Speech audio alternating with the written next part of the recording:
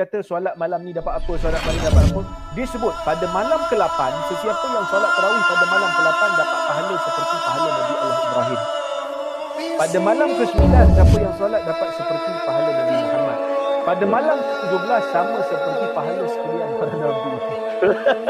Kena hak malah, dia pergi hak apa tu, pahala segala Nabi. Itu kalau dia solat tahun tu.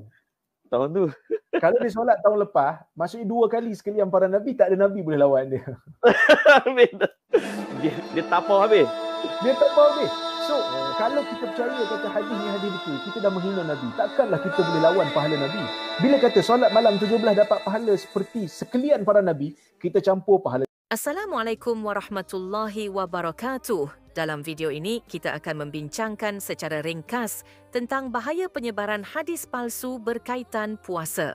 Hadis palsu boleh menyesatkan dan merosakkan ibadah kita. Mengapa hadis palsu berbahaya? Menyebabkan amalan ibadah yang salah, menimbulkan keraguan terhadap hadis sahih, mencetuskan perpecahan umat Islam. Contoh hadis palsu puasa. Tidurnya orang yang berpuasa adalah ibadah. Palsu. Rejab bulan Allah, Sya'ban bulanku, Ramadan bulan umatku. Palsu. Hadis palsu tentang kelebihan solat tarawih setiap malam. Cara mengenali hadis palsu, periksa sanad, rantai periwayat, hadis. Periksa matan, isi hadis. Rujuk ulama pakar hadis. Tanggungjawab kita. Jangan sebarkan hadis yang tidak sahih. Periksa kesahihan hadis sebelum menyebarkannya. Kesimpulan, jaga kesucian agama. Jangan sebarkan hadis palsu. Semoga puasa kita diterima Allah Subhanahu wa Ta'ala. Hadis yang palsu ataupun lemah yang popular dalam masyarakat kita tentang Ramadan. Tempat yang kelima adalah naumu as-saim ibadah wa sumtuhu tasbih. Tidur orang yang berpuasa itu adalah ibadah dan diamnya adalah dikira sebagai tasbih. Serius? Itu famous masyarakat kita, Doktor? Hadis tu dhaif. Seriously? Hadis tu dhaif. Dhaif yang betul-betul dhaif ke dhaif biasa-biasa? Dia ada banyak jalur, tapi ada yang dhaif berat, ada yang dhaif ringan. Tapi dia dhaif lah. Dhaif. Masya Allah. Maknanya dia, so itu yang Hakim mendhaifkan riwayat ni dalam Syu'abul Iman. So tempat kelima yang dok kata tidur dan dok diam itu adalah zikir, lemah. Ya, lemah. Tempat kalau keempat. Nanti semua orang tidur je lah tak baca Quran. Buat apa? Tidur pun ibadat. Plus dah lah bercanggah dengan apa man qama Ramadan kan, iman wa ihtisaban ghufira lahu ma taqaddama min dzambi. Dia bercanggah kan. Dia bercanggah. Tempat keempat adalah riwayat yang menyebutkan man fariha bidukhuli Ramadan haramallahu jasadahu 'alan niran. Sesiapa yang gembira dengan kehadiran Ramadan, maka Allah akan haramkan jasadnya ke atas api neraka.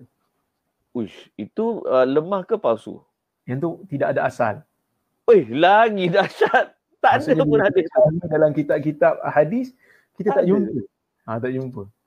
Tapi hadis ni banyak dibaca dalam apa?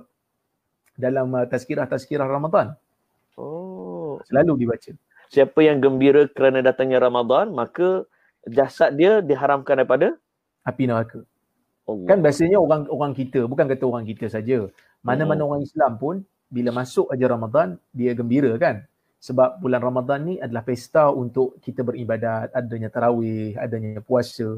So suasana kekeluargaan pun kuat, sahur sama-sama, buka sama-sama. Jadi ada juga yang baca hadis ni, sesiapa yang bergembira dengan kehadiran Ramadan, maka haram neraka kata dia. Gembira kepada Ramadan ni, kita tak boleh kata terus haram neraka terus, sebab ada juga orang gembira datangnya Ramadan sebab adanya bazar, bukannya adanya ibadat. Tahun ni tak apa nak gembira. Tahun ni bazar tak ada. Tak gembira.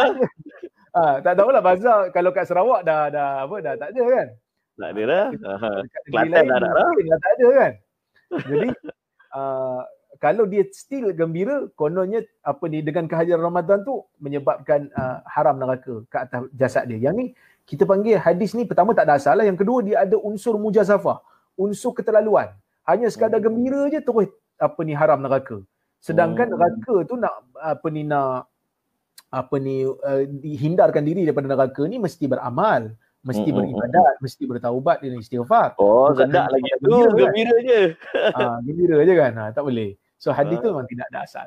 Tempat ketiga, kita pernah dengar hadis yang menyatakan Rajab syahrullah wa Sya'ban syahri wa Ramadan syahru ummati. Yang tu Rajab adalah bulan Allah. Sya'ban adalah bulan aku dan Ramadan adalah bulan umatku kan. Sebenarnya hadis ini juga adalah hadis yang dhaif kerana sanad dia terputus, mursal. Oh, dan anda pernah baca ada yang kata palsu hadis ni? Ada riwayat yang palsu. Dia satu hadis ni kadang-kadang dia ada banyak riwayat. Ya, betul. Dia ada banyak riwayat. So, lemah dan palsu. Lemah lah, maksudnya hadis ni dhaif. Kerana dari sudut maknanya pun kita agak macam pelik lah sikit, sebab takkanlah Ramadan ni bulan untuk umat saja kan. Sedangkan Nabi juga suka dengan Ramadan ni. So Nabi juga beribadat bahkan lebih dahsyat daripada kita lagi. Sebab Aisyah sendiri sebut dalam hadis Nabi, kan orang tanya Aisyah tentang solat Nabi di bulan Ramadan, solat malam Nabi di bulan Ramadan dan bukan Ramadan. Nabi kata, Aisyah kata Nabi tidak pernah solat lebih daripada 11 rakaat. La tas'al an husnihinna wa tulihin.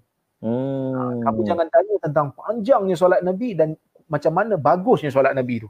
Saya tanya memang banyak. Memang lama, sebab tu 11 rakaat Nabi tak macam 20 rakaat kita. Tempat kedua, yang ni pun glamour juga, iaitu hadis yang selalu juga disebut dalam kuliah-kuliah tazkirah Ramadan, wa huwa syahrun awwaluhu rahmah wa awsatuhu maghfirah wa akhiruhu itqun minan nar. Ya. Hadis ni adalah riwayat Ibnu Khuzaimah daripada jalur Salman Al-Farisi. Tetapi riwayat ni adalah hadis yang mungkar seperti mana yang disebutkan oleh Abu Hatim Ar-Razi kerana dua sebab. Yang pertama, sekadar kajian saya lah. Dia ada dua jalur. Jalur pertama jalur Abu Hurairah, jalur kedua adalah jalur Salman. Jalur Abu Hurairah riwayat dia terlalu dhaif. Perawi dia ada perawi yang matruk dalam tu, tak boleh pakai. Yang paling kuat adalah riwayat Salman. Riwayat Salman ni dia datang daripada jalur Ali bin Zaid bin Juda'an. Yang mana dia ni, Ali bin Zaid ni dah dhaif. Lepas tu dia pula meriwayatkan daripada Sa'id bin Musayyib. Yang mana Sa'id bin Musayyib meriwayatkan daripada Salman. Jalur ni jalur yang pelik kerana Sa'id bin Musayyib jarang sangat meriwayatkan daripada Salman. Okey, itu dari sudut sanad lah. Dari sudut matan pula, bila hadis membahagikan Ramadan kepada 3 bahagian, yang mana awaluhu rahmah, awalnya rahmat, wa awsatuhu maghfirah, tengahnya adalah pengampunan, wa akhiruhu itqun minan nar, dan yang akhir adalah pembebasan daripada api neraka. Hadis ni pun pelik kerana ia menyanggahi hadis-hadis yang sahih, yang mana dalam hadis sahih menyebutkan yang mana Nabi SAW bersabda, Allah Ta'ala ni akan membebaskan manusia pada setiap malam di bulan Ramadan. Wa dzalika fi kulli lailah. Maksudnya bagi setiap Allah malam. Utaqa minan nar. Bagi Allah ni ada orang-orang yang akan dibebaskan setiap malam akan berlaku daripada bulan Ramadan. Dan dalam hadis Nabi menyebutkan idza jaa Ramadan futihat abwabul jannah wa ghuliqat abwabun nar wa sufidati syayatin kan. Bila datang bulan Ramadan akan dibuka pintu syurga, akan ditutup pintu neraka dan akan dibelenggu syaitan. Maka ini memberikan isyarat bahawasanya keseluruhan Ramadan adalah rahmat, keseluruhan Ramadan adalah pengampunan, keseluruhan Ramadan adalah pembebasan daripada api neraka. Dia tak ada satu juzuk tu tak ada. Hari-hari rahmat, hari-hari bebas api neraka, hari-hari maghfirah. Ya. Yang paling glamour dalam masyarakat kita tentang hadis berkaitan dengan Ramadan ni adalah hadis kelebihan tarawih ikut malam. Malam ni solat dapat apa, esok solat dapat apa. Yang ni masa kita kecil-kecil dulu memang akan dibaca oleh imam-imam masjid sebelum solat tarawih. Ya, dia akan baca. Di antara tanda kepalsuan hadis tu, yang pertama adalah hadis tu tak disebut dalam mana-mana kitab hadis yang bersanad. Okey. Seperti mana yang disebut oleh Syuuti, mana-mana hadis di zaman kemudian yang tidak ada dalam mana-mana hadis bersanad, itu petanda palsu. Itu pertama. Yang kedua, hadis ni mengandungi petanda hadis palsu yang jelas. Seperti mana kata Al-Burhan An-Naji, dia kata mana-mana hadis yang menjanjikan apa-apa ibadat, pahala ibadat sama dengan pahala seorang Nabi, itu tanda palsu. Maksudnya kalau kita buat ibadat ni, kita dapat pahala seorang Nabi. Itu tanda palsu, clear palsu. Ni Burhan An-Naji sebut. So saya bagi contoh hadis ni bila dia kata solat malam ni dapat apa, solat malam ni dapat apa, dia sebut pada malam ke-8 sesiapa yang solat tarawih pada malam ke-8 dapat pahala seperti pahala Nabi Allah Ibrahim. Pada malam ke-9 siapa yang solat dapat seperti pahala Nabi Muhammad. Pada malam ke-17 sama seperti pahala sekalian para nabi. Kena hak malah, dia pergi hak apa tu pahala segala nabi. Itu kalau dia solat tahun tu. Tahun tu. Kalau dia solat tahun lepas, maksudnya 2 kali sekalian para nabi, tak ada nabi boleh lawan dia. dia tapau habis. Dia tapau habis. So, kalau kita percaya kata hadis ni hadis betul, kita dah menghina nabi. Takkanlah kita boleh lawan pahala nabi. Bila kata solat malam 17 dapat pahala seperti sekalian para nabi, kita campur pahala Nabi Adam, pahala Nabi Ibrahim, pahala Nabi Nuh, pahala Nabi Muhammad. So Nabi Muhammad pengalah kita. Kalau orang kita kata senang buat duit ni, senang buat pahala. Ini senang sangat ni buat pahala kan. Dah laju pula sembahyang kan. Taklah baca qul Allah je. Jadi itu okey. memang Video tanda ini palsu jelas. kami ingin memperkenalkan kepada anda satu laman yang penuh manfaat, Amanah Sallallahu Alaihi Wasallam, tempat terbaik untuk mempelajari Al-Quran secara online.